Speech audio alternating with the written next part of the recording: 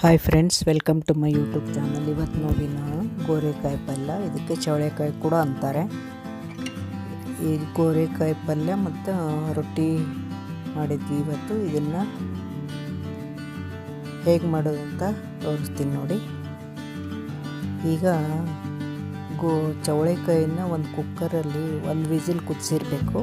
ಅದನ್ನು ಈರುಳ್ಳಿ, ಕರಿಬೇವು ಎಲ್ಲ ಒಗ್ಗರಣೆ ಕೊಟ್ಟು ಆ ಚವಳೆಕಾಯಿ ಕುದಿಸಿದ ಚವಳೆಕಾಯಿ ಇದಕ್ಕೆ ಹಾಕಿ ಮತ್ತು ಸ್ವಲ್ಪ ನೀರು ಹಾಕಿ ಕುದಿಸ್ತಾ ಇದ್ದೀನಿ. ತುಂಬ ಈಸಿ. ಕುಕ್ಕರಲ್ಲಿ ಒಂದು ವಿಸಿಲ್ ಮಾಡ್ಕೋಬೇಕು ಚವಳೆಕಾಯನ್ನು. ನಂತರ ಈರುಳ್ಳಿ ಎಲ್ಲ ಒಗ್ಗರಣೆ ಕೊಟ್ಟು ಮಾಮೂಲಿ ಜೀರಿಗೆ, ಸಾಸಿವೆ, ಈರುಳ್ಳಿ, ಕರಿಬೇವು ಹಾಕಿ ಒಗ್ಗರಣೆ ಕೊಟ್ಟು ನಂತರ ಕುದಿಸ್ಕೊಂಡಿರೋ ಚವಳೆಕಾಯಿನ ಇದರಲ್ಲಿ ಹಾಕಿ ಸ್ವಲ್ಪ ನೀರು ಹಾಕಿ ಕುದಿಸ್ತಾ ಇದ್ದೀನಿ ನೋಡಿ. ಇದು ಕುದ್ದ ನಂತರ ಇದಕ್ಕೆ ಶೇಂಗಾ ಪುಡಿ ಹಾಕಬೇಕು, ಅಂದರೆ ಕಡಲೆಕಾಯಿ ಬೇಯಿಸಿದ ಪುಡಿ ಹಾಕಬೇಕು. ಕಡಲೆಕಾಯಿ ಪೌಡರ್ ಇರುತ್ತಲ್ಲ, ನಾನು ಚಟ್ನಿ ಪುಡಿ ಥರ ಮಾಡ್ಕೊಂಡು ಇಟ್ಕೊಂಡಿರ್ತೀನಿ. ಇದೇ ಪಲ್ಯಕ್ಕೆಲ್ಲ ಹಾಕೋಕ್ಕೆ ಕಡಲೆ ಬೀಜ ಹುರಿದು ಸಿಪ್ಪೆ ತೆಗೆದು ಅದರ ಜೊತೆಗೆ ಬೆಳ್ಳುಳ್ಳಿ, ಚಿಲ್ಲಿ ಪೌಡರ್ ಎಲ್ಲ ಕೂಡಿಸಿ ಪೌಡ್ರ್ ಮಾಡಿ ಇಟ್ಕೊಂಡಿರ್ತೀನಿ. ಲಾಸ್ಟಲ್ಲಿ ಆ ಪೌಡ್ರನ್ನ ಇದಕ್ಕೆ ಹಾಕ್ತೀನಿ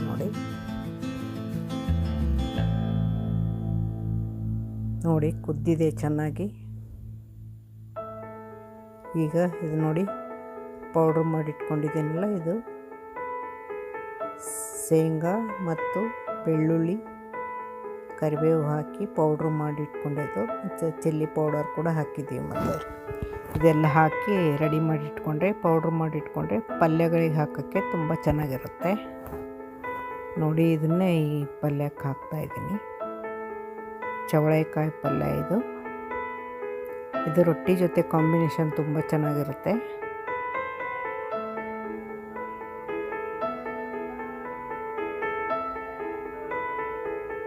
ಇದಕ್ಕಿಲ್ಲಿ ಗೋರೆಕಾಯಿ ಅಂತಾರೆ, ಬೆಂಗಳೂರಲ್ಲಿ ಗೋರೆಕಾಯಿ ಅಂತಾರೆ, ಆ ಕಡೆ ಉತ್ತರ ಕರ್ನಾಟಕದಲ್ಲಿ ಚವಳೆಕಾಯಿ ಅಂತಾರೆ ಇದಕ್ಕೆ ನೋಡಿ. ಇದು ಈಗ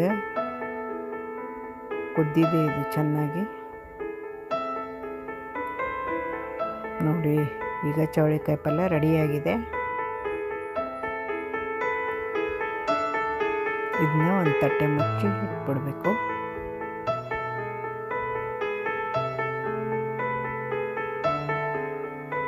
ನೋಡಿ, ಪಲ್ಯ ರೆಡಿಯಾಗಿದೆ. ಇದೇ ರೀತಿ ನೀವು ಮಾಡಿ ನೋಡಿ, ತುಂಬ ಈಸಿ ರೆಸಿಪಿ ಇದು. ಟೇಸ್ಟ್ ಮಾತ್ರ ತುಂಬ ಚೆನ್ನಾಗಿತ್ತು.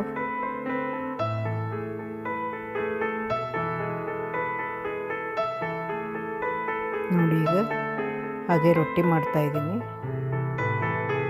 ರೊಟ್ಟಿ ಮಾಡೋ ವಿಡಿಯೋದನ್ನು ಈ ಹಿಂದೆ ಹಾಕಿದ್ದೀನಿ.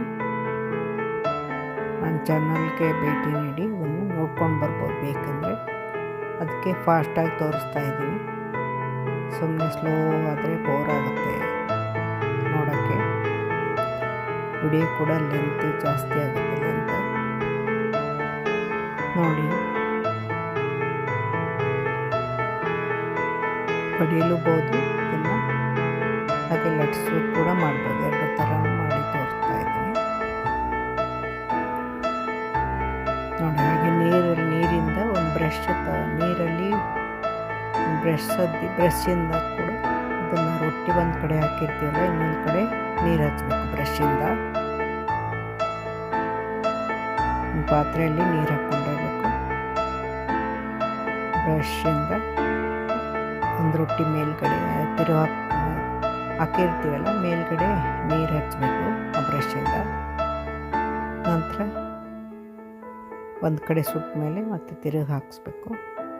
ಹಾಕಿ ನೋಡಿ, ಇದು ಒಂದು ಸಣ್ಣ ನ್ಯಾಪ್ಕಿನ್ ತಗೊಂಡು ಹಾಗೆ ಪ್ರೆಸ್ ಮಾಡಿದ್ರೆ ಬಟ್ಟೆ ಚೆನ್ನಾಗಿ ರೊಟ್ಟಿ ಉಬ್ಬಿ ಬರುತ್ತೆ ನೋಡಿ. ರೆಡಿ ಆಯಿತು ರೊಟ್ಟಿ. ರೊಟ್ಟಿ ಜೊತೆಗೆ ಆ ಚವಳೆಕಾಯಿ ಪಲ್ಯ ತುಂಬ ಚೆನ್ನಾಗಿರುತ್ತೆ. ಹಾಗೆ ಅದರ ಜೊತೆಗೆ ಈರುಳ್ಳಿ, ಹಚ್ಚಿದ ಈರುಳ್ಳಿ, ಮೆಂತ್ಯ ಸೊಪ್ಪು, ಹಸಿ ಮೆಂತ್ಯ ಸೊಪ್ಪು, ಸ್ವಲ್ಪ ಖಾರ, ಇದನ್ನೆಲ್ಲ ಸ್ವಲ್ಪ ಆಯಿಲ್ ಹಾಕಿ ಕಲಸಿದ್ರೆ ಅದು ಕೂಡ ಪಚಡಿ ಥರ ಚೆನ್ನಾಗಿರುತ್ತೆ. ರೊಟ್ಟಿ ಹೆಲ್ದಿ ಫುಡ್, ಅದು ದಿನಾಲೂ ತಿಂದರೂ ಕೂಡ ಏನೂ ಪರವಾಗಿಲ್ಲ. ತುಂಬ ಶುಗರ್ನವ್ರಿಗಂತೂ ತುಂಬ ಒಳ್ಳೆಯದಿದು, ಎಲ್ರಿಗೂ ಕೂಡ ಒಳ್ಳೆಯದು. 2 ರೊಟ್ಟಿ ತಿಂದುಬಿಟ್ರೆ ಬೇಗ ಹಸಿವೆ ಆಗೋಲ್ಲ. ಅದೇ ನೀವು ಬೇರೆ ಟಿಫನ್ ಮಾಡಿದರೆ ಬೇಗ ಹಸಿವೆ ಆಗುತ್ತೆ.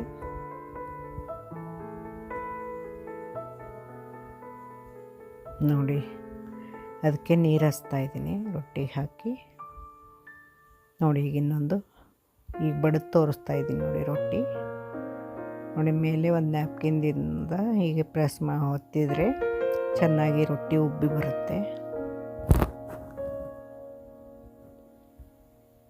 ಈ ಬಿಸಿ ರೊಟ್ಟಿಗೆ ತುಪ್ಪ ಹಚ್ಕೊಂಡು ತಿಂದರೆ ಕೂಡ ತುಂಬ ಚೆನ್ನಾಗಿರುತ್ತೆ ಟೇಸ್ಟು. ನೋಡಿ, ರೊಟ್ಟಿ ಸುಡ್ತಾ ಇದೆ.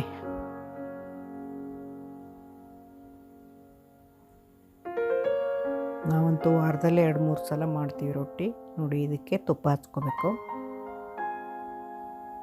ರೊಟ್ಟಿ ಮೇಲೆ ತುಪ್ಪ ಹಚ್ಕೊಂಡ್ರೆ ತುಂಬ ಟೇಸ್ಟಿಯಾಗಿರುತ್ತೆ.